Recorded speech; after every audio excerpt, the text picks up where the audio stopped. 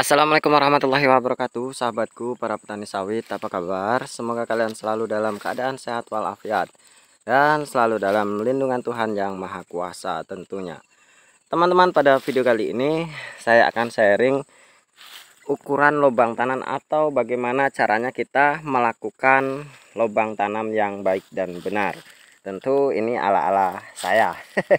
Jadi seperti ini teman-teman, kalau bisa kita buat lubang tanam ini lumayan cukup besar ya. Ya, seperti ini. Ukurannya ya sekitar 60 cm persegi ya.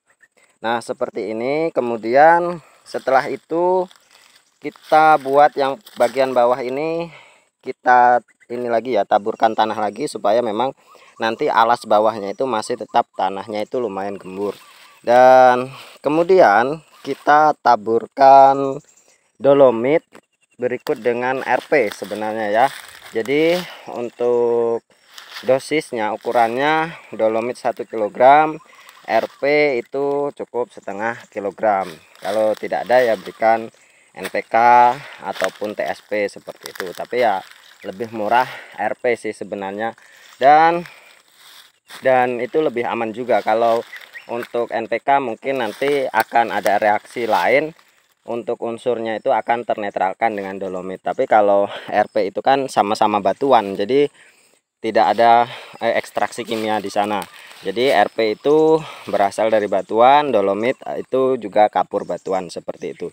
Jadi di lubang tanam seperti ini kita tebarkan dengan kapur dolomit dan dengan campuran rock fosfat tadi secara merata, baik untuk tanah yang nanti untuk timbunnya juga. Ini sebenarnya kalau SOP-nya ini ditutup kembali teman-teman, ditutup kembali, kemudian kita fermentasikan itu kurang lebih 15 hari atau sampai 1 bulan ya. Kemudian kita baru tanam bibit sawit di sini. Itu SOP-nya teman-teman. Jadi ya mau dibiarkan terbuka seperti ini juga tidak apa-apa, tapi SOP-nya itu ditutup, tanahnya ditutup kembali, kemudian ketika nanti mau tanam kita gali lagi. Tentunya tidak sesulit untuk galian pertama ya, karena memang sudah lembut.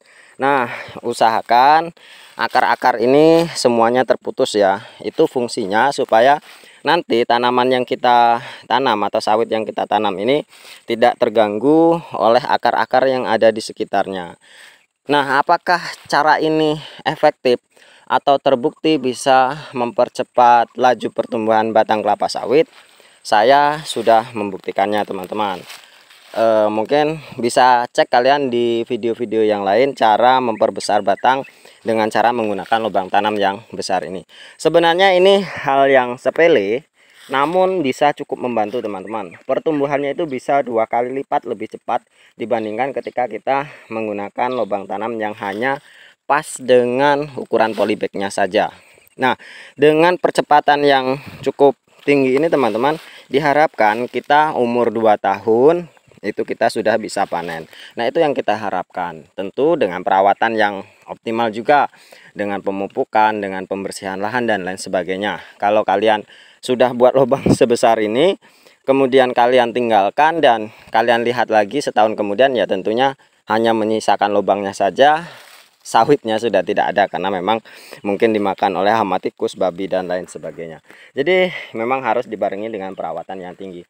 Saya punya kebun teman-teman, niat saya, target saya itu 2 tahun sudah bisa panen, sehingga nanti hasilnya bisa untuk membantu membeli pupuk dan lain sebagainya seperti itu. Jadi kita sebagai petani harus punya mindset dan semangat yang tinggi supaya kebun sawit kita ini memang benar-benar bisa menghasilkan secara optimal. Itu buktinya, itu kebun saya teman-teman, usianya baru 11 bulan, 11 bulan kurang 3 hari ya. Nah, yang ini sudah hampir umur 2 tahun ini teman-teman. Kalian bisa lihat pertumbuhan dan perkembangannya hampir sama, karena memang punya saya perawatannya intens. Jadi saya usahakan tiap bulan itu saya pupuk, meskipun dengan dosis yang kecil. Namun ya biasanya kita itu terpacu teman-teman. Jadi apa namanya ini, kecanduan merawat. Ketika kita sudah hobi merawat sawit, kemudian kita itu akan terpacu terus untuk meningkatkan perawatan seperti itu. Itulah memang konsep adrenalin manusia, hormon ini ya, hormon apa namanya ini, endorfin ya. Jadi kita itu terpacu terus ketika kita sudah melakukan hal yang kita senangi, maka kita akan terus terpacu untuk melakukannya dan akan menjadi lebih baik dan lebih baik.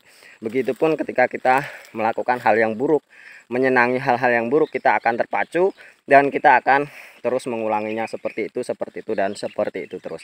Jadi ya, mulailah dengan hal yang baik, kemudian kalian kecanduan, maka nanti akan kalian dapatkan hasil yang memang benar-benar sangat-sangat memuaskan. Itu saran saya. Terima kasih teman-teman atas perhatiannya. Demikianlah sharing hari ini. Wassalamualaikum warahmatullahi wabarakatuh.